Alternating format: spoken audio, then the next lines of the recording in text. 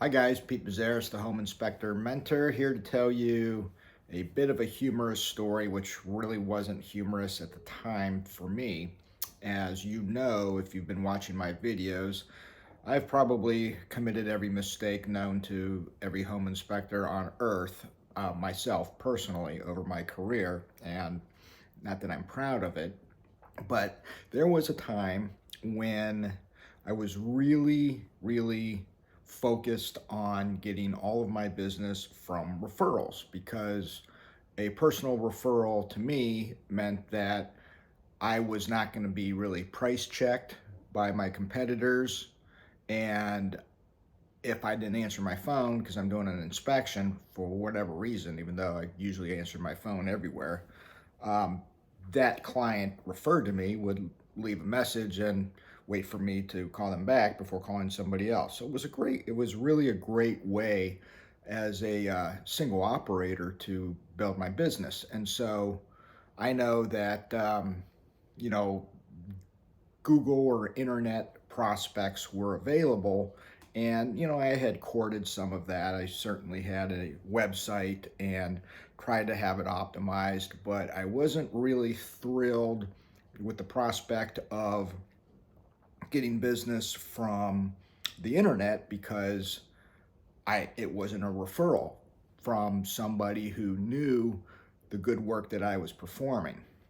And that caused me to come up with this little script that I would use when somebody would call me from the internet, or I was just simply one of three inspectors on a realtor's list and didn't really have that strong, recommendation. Hey, you have to use Pete because he's the best inspector.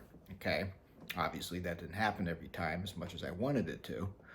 But the script I used was that I could have, I could send that client my last 3 years of home inspection clients with their phone numbers.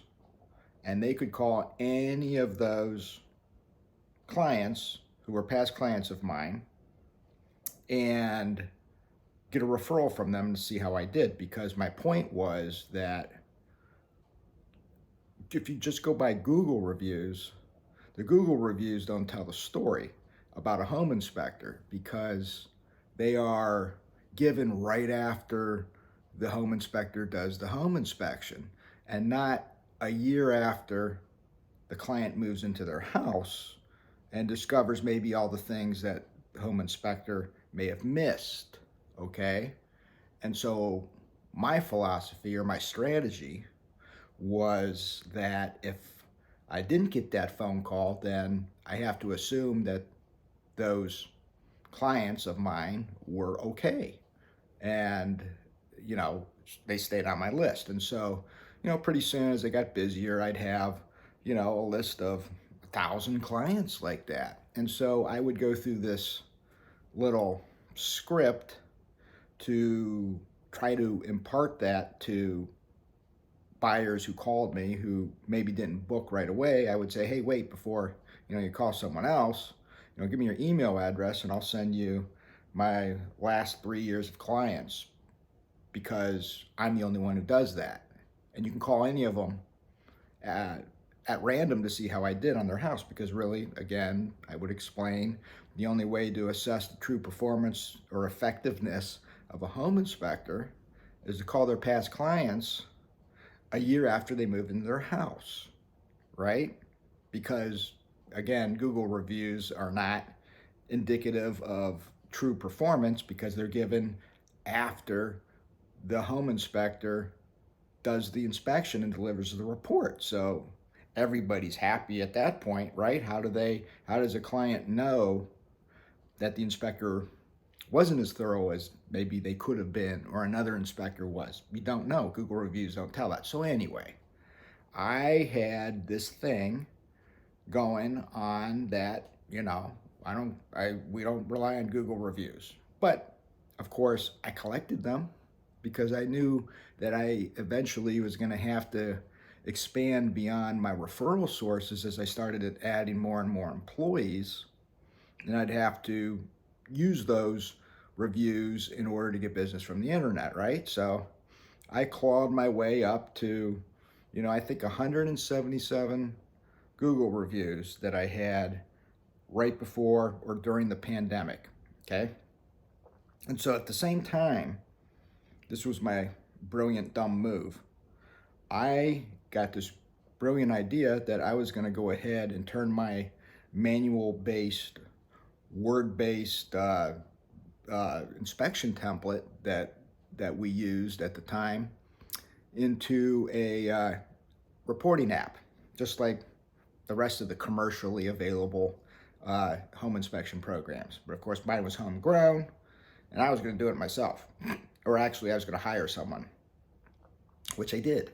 I found somebody up in, I think Minnesota it was, who I never met face to face, but I hired that person to redo my website, do my SEO, and create this app and take my template and turn it into a reporting app, right?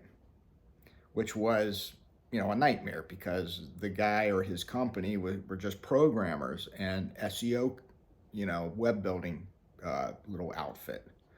And so as part of my explanation to him of how I did business, I kept downplaying the need for Google reviews because I, again, was still focused on the tenet that I wanted business from referrals, word of mouth referrals. And somehow, some way, that got interpreted by this person that I didn't value Google reviews, didn't need them, and so he got somehow, some way, get this, he got Google to delete my reviews, all 177 of them. Now, I don't know about you guys, but have you ever tried to call Google or Facebook and try to get something resolved? It's impossible.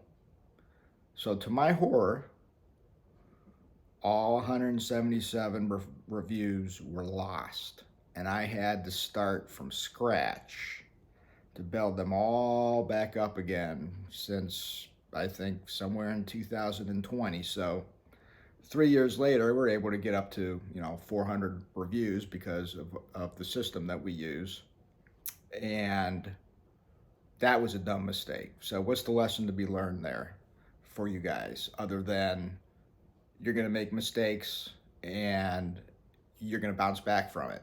Don't ever give up, because if I would have gave up, I wouldn't be here talking to you guys. So hopefully you can enjoy this little story.